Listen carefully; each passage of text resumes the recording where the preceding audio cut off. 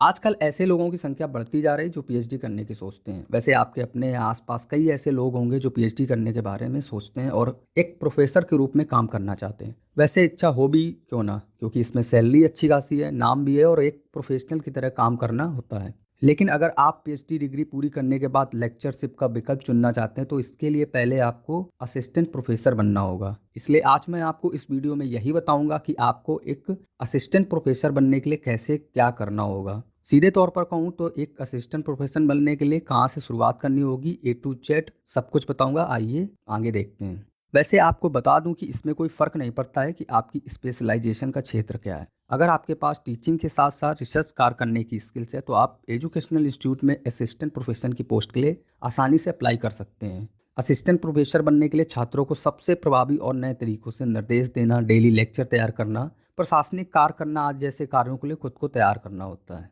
आइए अब जानते हैं कि असिस्टेंट प्रोफेसर कैसे बने, यानी कि शुरुआत कहाँ से कैसे क्या होती है। तो दोस्तों, असिस्टेंट प्रोफेसर बनने के लिए आपका अंडर ग्रेजुएट होना जरूरी है। यह इस दिशा में सबसे पहला और जरूरी कदम होता है। यानी आपको किसी विषय में अच्छे परसेंटेज या सीपीजी के साथ बैचलर डिग्री पूरी करने की बहुत ही ज़रूरत है। साथ ही याद दिला दूं कि एजुकेशनल इंस्टीट्यूट असिस्टेंट प्रोफेसर पद के लिए उन्हीं लोगों को चुनते हैं जिनका जो शैक्षणिक प्रदर्शन अच्छा होता है, या यूँ कह लो कि जिनकी परसेंटेज अच्छी होती है। अब ग्रेजुएट होने के बाद स्टूडेंट को पोस्ट ग्रेजुएट होना होता है, लेकिन पोस्ट ग्रेजुएशन के समय स्टूडेंट को एक स्पेशलाइजेशन का विकल्प चुनना होगा जिसमें वह पोस्ट ग्रेजुएट डिग्री करना चाहते हैं। आमतौर पर स्पेशलाइजेशन का जो क्षेत्र होता है वह स्टूडेंट की बैचलर डिग्री से रिलेटेड होता है। और स्टूडेंट्स ये जरूर याद रखें कि स्पेशलाइजेशन का क्षेत्र जब चुने तो पूरी सावधानी से चुने, क्योंकि दोस्तों जीवन भर इसी स्पेशलाइजेशन क्षेत्र के साथ आपको काम करना होगा। इसके अलावा दोस्तों, अगर आप इंडिया में असिस्टेंट प्रोफेसर की जॉब प्रोफाइल लेने की प्लानिंग कर रहे हैं तो मास्टर डिग्री हासिल करने के दौरान ही स्टूडेंट्स को यूजीसी नेट या जेआरएफ की तैयारी शुरू कर देनी चाहिए।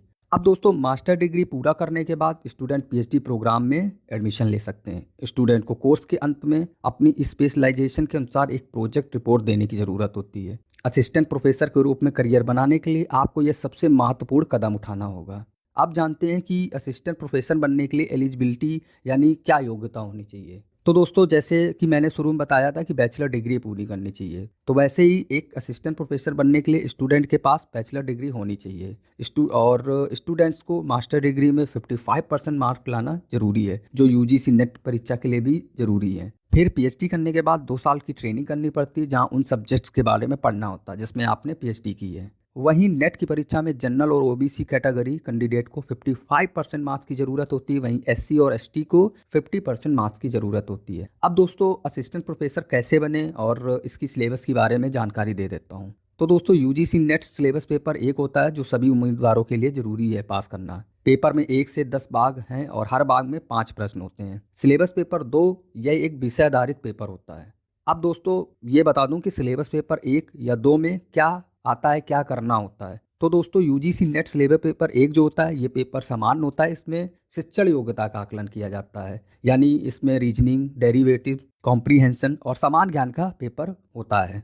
यूजीसी नेट सिलेबस पेपर जो होता है वो विषय आधारित प्रश्न पूछे जाते हैं, और जिन स्टूडेंट्स ने पोस्ट ग्रेजुएट में वरीयता देते हुए पेपर भरा है उन्हें एक विषय का चयन करना पड़ता है। अब दोस्तों, असिस्टेंट प्रोफेसर का काम क्या होता है ये बता दूं। तो दोस्तों, असिस्टेंट प्रोफेसर नेट का एग्जाम क्लियर करके यूनिवर्सिटी में विद्यार्थियों को पढ़ाते हैं। साथ ही वो स्पेशलाइज्ड सब्जेक्ट्स में रिसर्च भी करते हैं और अपने स्टूडेंट्स का ज्ञान बढ़ाते हैं।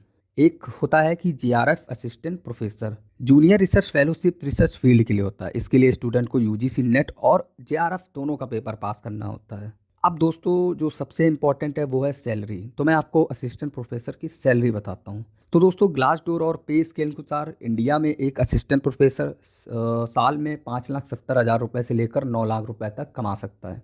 वहीं भारत के बाहर यानी विदेश में यूके, यूएसए, कनाडा, जर्मनी जैसे देशों में एक असिस्टेंट प्रोफेसर के पद पर आप 12,75,000 रुपये से लेकर 16,25,000 यानी कि 17 लाख के आसपास सालाना कमा सकते हैं। और साथ ही जैसे जैसे एक्सपीरियंस बढ़ता जाता है तो आपका जो पोस्ट होती है, आपकी पद होती है वो बढ़ती जाती है, और इसके अलावा आपकी सैलरी भी वैसे ही बढ़ती जाती है। तो दोस्तों, अगर आपको ये जानकारी अच्छी लगी हो तो वीडियो को लाइक करिएगा, शेयर करिएगा, साथ ही कमेंट करिएगा। अगर आपके दिमाग में कोई प्रश्न हो तो कमेंट करके प्रश्न पूछ लीजिएगा। इसके अलावा अगर किसी कोर्स के बारे में जानना चाहते हो तो हमको लिख कर बता दीजिएगा। साथ ही दोस्तों हमारे चैनल को ज़रूर सब्सक्राइब कर लीजिएगा, क्योंकि आगे आने वाले समय में हम अलग अलग तरह से आपको और वीडियोस देते रहेंगे। धन्यवाद।